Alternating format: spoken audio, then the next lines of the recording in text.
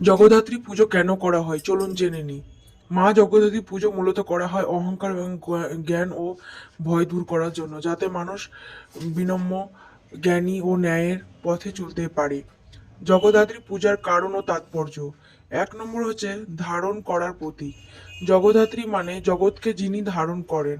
বিশ্বাস করা হয় মা জগদ্ধাত্রী সেই শক্তি যিনি এই মহাবিশ্বকে টিকিয়ে রাখেন। তাই তাকে পুজো করা মানে সৃষ্টিকে, জীবনের স্থিতি ও শান্তিকে সম্মান করা। অহংকার বিনাশের শিক্ষা।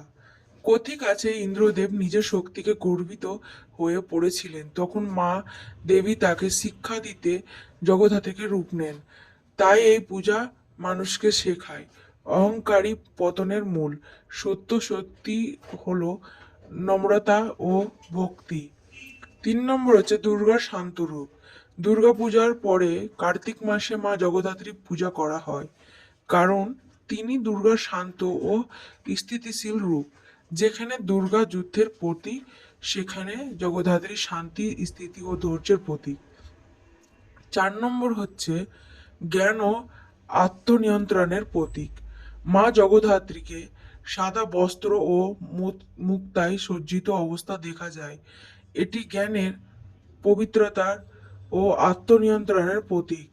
তাই ভক্তরা প্রার্থনা করেন যেন তাদের মনোনিয়ন্ত্রণে থাকে ও অন্যায়ের বিরুদ্ধে দাঁড়াতে পারেন।